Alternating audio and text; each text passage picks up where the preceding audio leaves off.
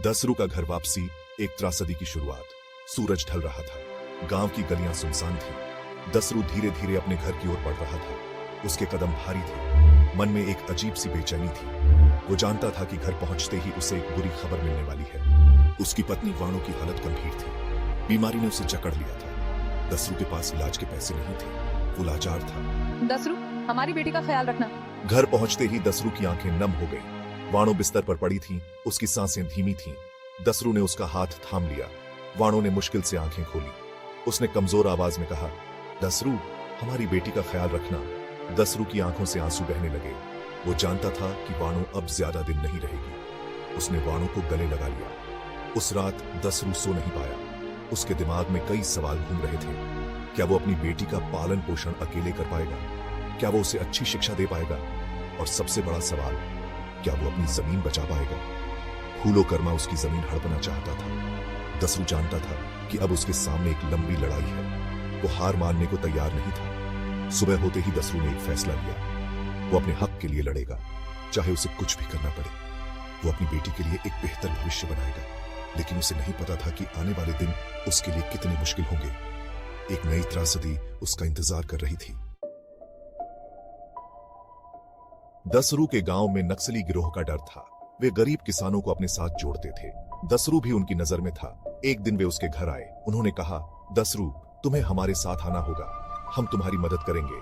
दसरू ने मना किया, लेकिन उन्होंने धमकी दी, वे उसकी बेटी को उठा ले जाएंगे।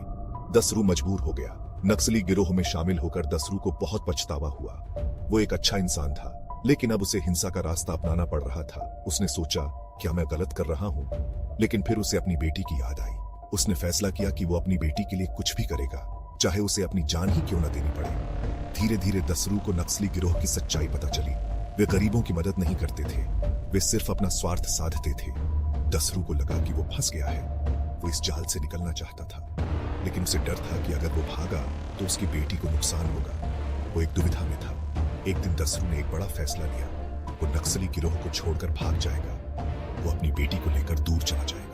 लेकिन उसे नहीं पता था कि उसका यह फैसला उसकी जिंदगी को कैसे बदल देगा। आने वाले दिनों में उसे कई मुश्किलों का सामना करना पड़ेगा। क्या वो इन मुश्किलों से पार पा पाएगा? दसरू अपनी बेटी के साथ भाग गया। वो अपने गांव से दूर एक छोटे से शहर में आ गया। यहां उसने एक मजदूर की नौकरी कर ली। काम बहुत मुश्किल था, लेकिन दसरू ने हार नहीं मानी। वो अपनी बेटी को पढ़ाना चाहता था। वो चाहता था कि उसकी बेटी एक अच्छा जीवन जिए, इसलिए वो दिन रात मेहनत करता था। लेकिन दसरू के मन में हमेशा अपनी जमीन की चिंता रहती थी। वो जानता था कि फूलो कर्मा उसकी जमीन हड़पने की कोशिश कर रहा होगा। दसरू ने फैसला किया कि वो अपनी जमीन वापस लेगा। वो अपने गांव लौटेगा और फूलो कर्मा से लड़ेगा। लेकिन उसे डर था कि नक्सली गिरोह उसे ढूंढ लेगा। फिर भी उसने हिम्मत नहीं हारी। पापा, क्या वहाँ खतरा नहीं होगा? एक दिन दसरू ने अपनी बेटी से कहा, बेटा, हमें अपने गांव वापस जाना होगा। हमारी जमीन हमारा हक है, हम उसे छोड़ नहीं सकते। उसकी बेटी ने डरते हुए पूछा, पापा, क्या वहां खतरा नहीं होगा? दसरू ने उसे गले लगाया और कहा, डरो मत बेटा, मैं तुम्हें कुछ नहीं होने दूंगा। दसरू और उसकी बेटी गांव की ओर चल पड़े। रास्ता लंबा और मुश्किल था, लेकिन दसरू के कदमों में एक नई ताकत थी। वो जानता था कि उसके सामने एक बड़ी लड़ाई है। फूलो कर्मा और नक्सली गिरोह दोनों उसके दुश्मन थे, लेकिन दसरू डरा नहीं। उसने अपनी बेटी का हाथ थामा और आगे बढ़ता गया। क्या वो अपनी जमीन वापस पा सकेगा? क्या वो अपनी बेटी को सुरक्षित रख पाएगा? गांव पहुंचते ही दसरू को पता चला कि फूलो कर्मा ने उसकी जमीन पर कब्जा कर लिया है। तुम नक्सली हो, तुम्हारी जमीन अब सरकार की है। दसरू सीधा फूलो कर्मा के घर गया। उसने कहा, ये जमीन मेरी है, तुम इसे वापस करो। फूलो कर्मा ने हंसते हुए कहा, तुम नक्सली हो, तुम्हारी जमीन अब सरकार की है। दसरू समझ गया कि फूलो कर्मा ने उसे फंसा दिया है। दसरू ने गांव के सरपंच से मदद मांगी, लेकिन सरपंच ने कहा, दसरू, तुम नक्सली थे, हम तुम्हारी मदद नहीं कर सकते। दसरू की आंखों में आंसू आ गए। उसने सोचा, क्या मेरी एक गलती की इतनी बड़ी सजा मिलेगी? उसने अपनी बेटी को देखा, वो डरी हुई थी। दसरू ने उसे गले लगा लिया। फूलो कर्मा ने दसरू को धमकी दी। उसने कहा, अगर तुम यहाँ से नहीं गए तो मैं पुलिस को बता दूंगा कि तुम नक्सली हो।